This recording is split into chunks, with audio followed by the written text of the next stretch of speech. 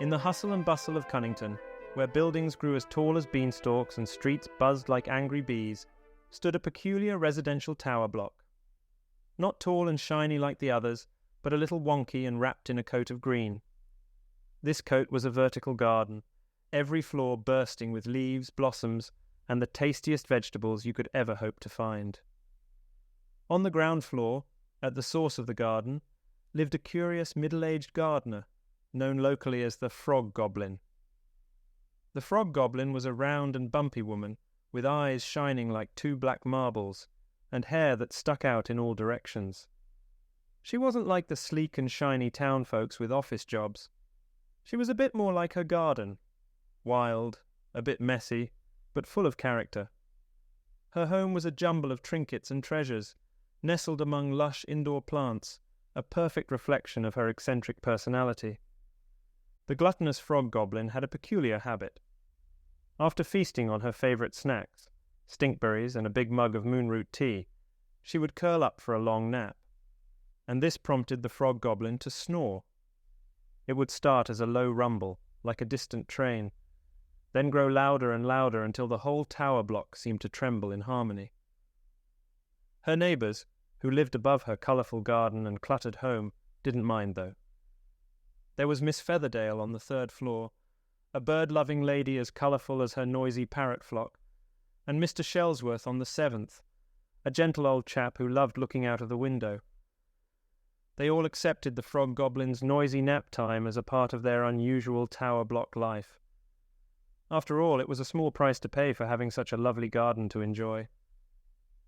As the sun went down on Cunnington, the rumbling snores of the Frog Goblin would fill the tower block, providing a strange lullaby for its residents.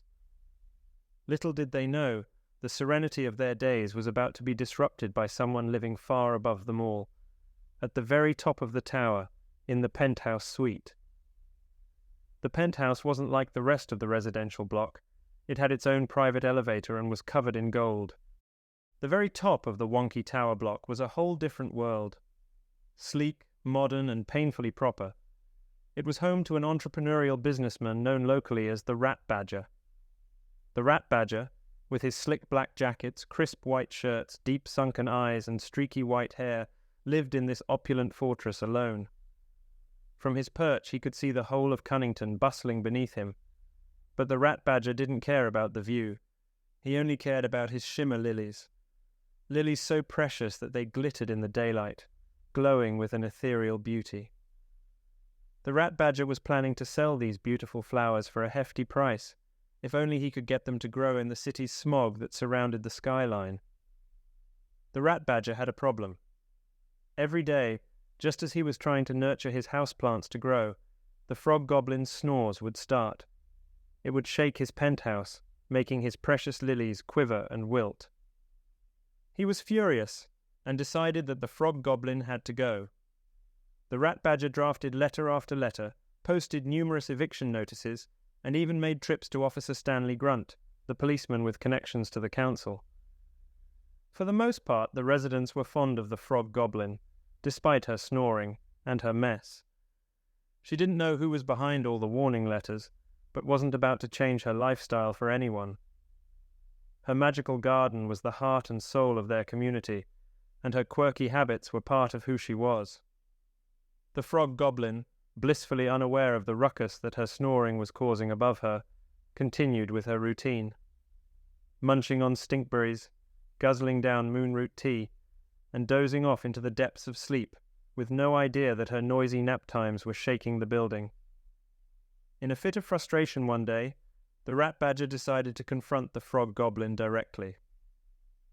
He descended from his penthouse suite to the wild charm of her ground-floor garden, bracing himself for a heated confrontation. But as he stepped into her home, he noticed something odd.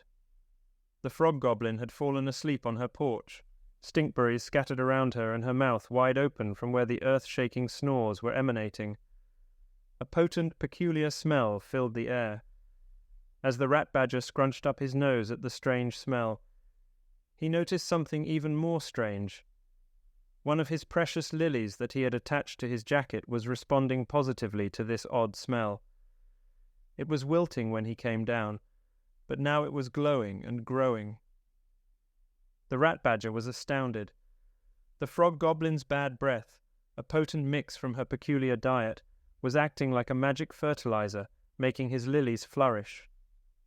Ever the entrepreneur, this gave him an idea.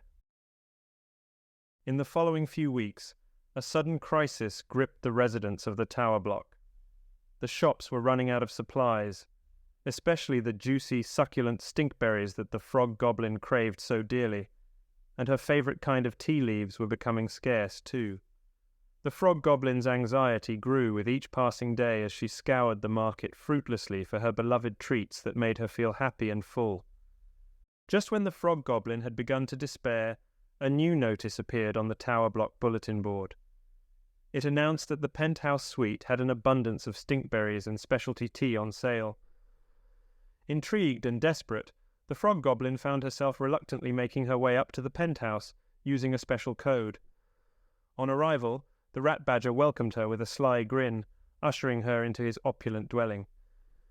He feigned sympathy for her plight, and graciously offered her all the stinkberries and tea she wanted, even inviting her to nap there so she wouldn't have to carry her purchases back downstairs. The frog goblin, desperate and hungry, accepted the offer, oblivious to the rat badger's ulterior motives. And so, the unsuspecting frog goblin began spending her days in the penthouse, eating, drinking and falling into her deep, snoring slumbers that shook the whole tower block, setting the stage for the rat badger's wicked plan to take full effect. In the coming days, the frog goblin continued to enjoy the rat badger's hospitality, savouring the stinkberries and tea, which always seemed to be in plentiful supply. Her days became a pattern of eat, sleep, snore, repeat, and her waistline started to expand. The penthouse seemed to grow smaller, and the houseplants, including all the shimmer lilies, became larger. Before she knew it, the frog goblin was so plump she could barely squeeze out of the door. It became evident that the rat badger was not just feeding her out of kindness, but to keep her trapped in the penthouse forever. One day, the frog goblin managed to resist falling asleep after a lighter-than-usual session of gluttonous gorging, and so only pretended to sleep on the sofa. This gave her a sneak peek of the rat badger's laptop screen. It detailed his plans for turning the tower block into his personal palace and evicting all of the current residents in the process. The frog goblin, peering through half-closed eyes, was shocked to her core. It all added up now, the endless food, her ballooning size, the rat badger's smirky grins. He was not only trapping her, but planning to displace her friends as well. She decided he had to be stopped. Desperate but determined, the frog goblin devised a plan. On the back of one of the rat badger's oversized business receipts, she used stinkberry juice to scribble a plea for the community. Help, penthouse, now, secret code 4337. Folding the paper into an airplane, she launched it off the penthouse balcony with all her might. The paper plane sailed down the tower block, whistling past windows and landing perfectly into the hands of the inquisitive resident, Mr. Benedict Shellsworth. Benedict's eyebrows shot up as he read the frog goblin's berry-soaked message. Quickly he shared the note, and soon gasps of outrage echoed throughout the tower block. The residents, led by the fragile but determined Miss Featherdale and the justice-loving officer Stanley Grunt, united in their anger. Inputting the secret code, they rode the elevator up to the penthouse and burst into the room, confronting the flustered rat badger. Exposed and thwarted, the rat badger found himself at the mercy of the law and the community of the tower block. His precious lilies, still flourishing thanks to the frog goblin's potent breath, were harvested and sold, but this time the profits went to the residents. The tower block was renovated, and living conditions improved for all its inhabitants. The frog goblin had her home cleaned and garden extended. The rat badger's penthouse was converted into a shared space for all the residents, the panoramic view of Cunnington serving as a constant reminder of their triumph over deceit and greed. From that day onwards, the tower block flourished, not just in the garden, but in every flat, on every floor. The residents lived happily, their friendships strengthened, and their community spirit bolstered. For the first time ever in Cunnington, the city smog cleared, and the sunlight stretched all the way down to the gluttonous frog goblin on the glorious ground floor.